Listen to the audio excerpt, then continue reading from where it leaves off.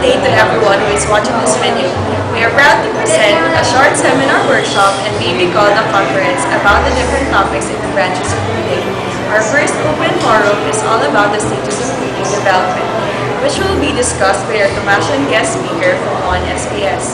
She is to talk about Professor Charles' stages of reading. Let us hear and watch what she is about to say. Let us welcome Krisha Silvestre. Thank you, Ms. Howlett. Good day, everyone. I am to talk about the stages of reading development. These stages were founded by Prof. Jean Schall, a Harvard reading expert and psychologist, was the first one to conduct a study about the reading stages of development. These reading stages of development are understand what goes on every level of one's formal education. There are 6 stages of reading development. The first stage, or the stage 0, is called pre-reading. The stage is often called reading readiness or oral language development.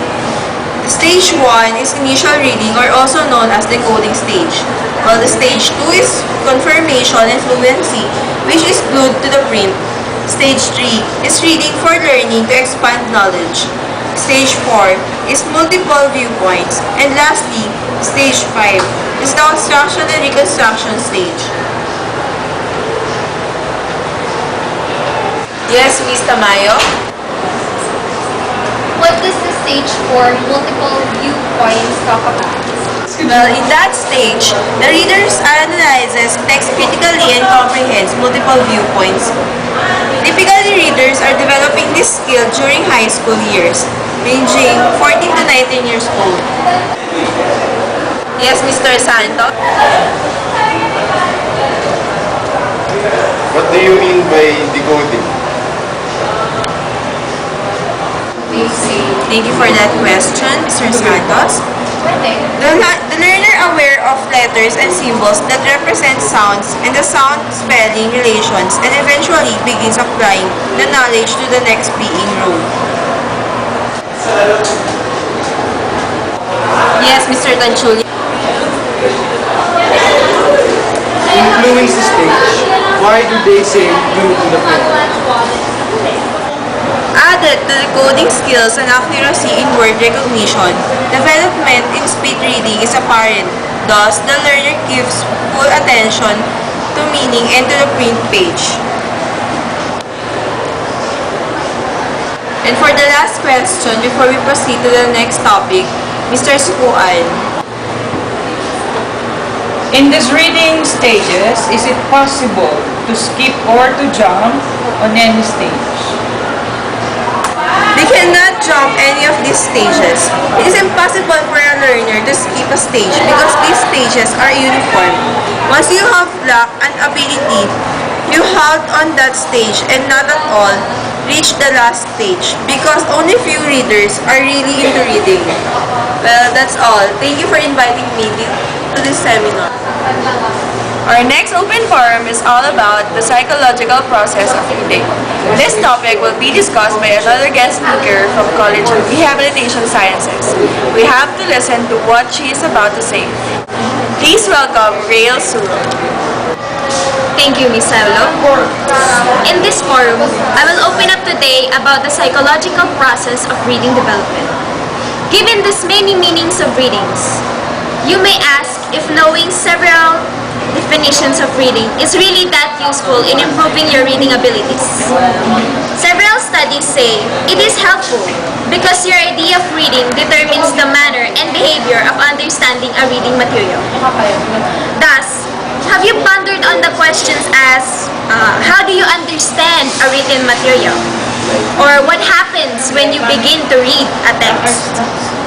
In the course of your personality development, your schemata, stock knowledge, views, concepts, background knowledge of experiences really change, reflecting the influence of societal, cultural, institutional, and emotional factors. These schemata stuck in your brain tend to expand, grow, and increase. You bring this schemata in the reading process to help you interpret or attach things to the printed words. The extent of your background knowledge is the text, is therefore your key to a better understanding of the text. Questions? Okay, first question, Carl Siguan. What is your main objective or purpose of reading exactly? Perfect question. It is the comprehension and to realize this objective means to facilitate the process of reading.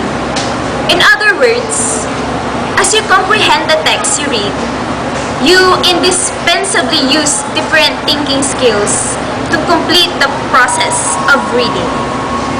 Any other questions? What is this reading process? This reading process is to have an overall understanding of the text. From McCordy, we have 4 parts. First part is you recognize the printed language symbols. Second, you attach or assign meanings to these texts and symbols based on your schemata and stock knowledge. Third, we fuse or relate your schemata or concepts of the symbols with the author ideas, represented by the words on the page. And fourth, adjust, modify, create, or construct new ideas and knowledges about the text on the merging of your schemata and the author's knowledge expressed by the printed words of the reading text. Okay, another question. Kindly explain this ways of reading. We have 3 ways. The bottom-up reading, a top-down reading, and an interactive reading or so-called schemata knowledge reading. Another question. How about the top-down reading? Okay, we shall start with the bottom-up reading. It is a kind of reading that makes the reader a passive one.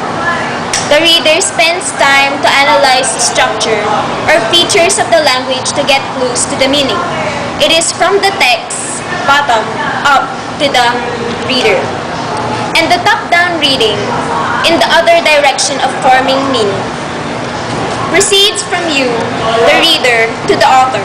That is, greatly depend on or use of schemata or background knowledge to understand the text. That is, from you to the text. Another question. In schema reading, The third method of processing meaning requires you to deal with both textual and non-textual materials. This is to understand the text, bidirectional, as our professor said. Last question to be entertained, and we will end our open forum for today.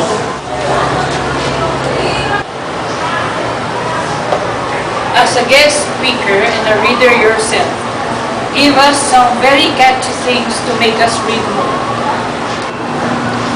As a guest speaker, well, actually, your success in the process of understanding a reading material depends greatly on what have previously been in your mind before reading the text. But to avoid committing the poor reading acts, you have to aim at empowering your brain with plenty of schemata, concepts, or knowledge about all kinds of subjects. Aside from traveling around the world, we all know reading is the best way for you to become knowledgeable about the world. Remember, this is said by all philosophers. The more you read, the more you become a good reader. Thank you very much for inviting me for your open forum. It has been a great pleasure. That was our last topic for our open forum. Our short conference talked about the different stages of reading development that was discussed by Krisha Silvestre, and the psychological process of reading talked about Rael Suro. We had different interviewees presenting different fields of readers.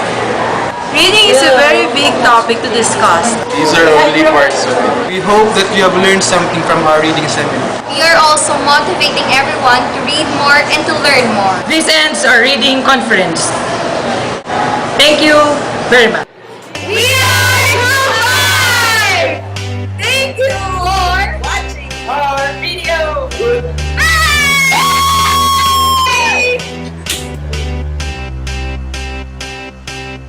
I got a feeling that tonight's gonna be a good night. That tonight's gonna be a good night. That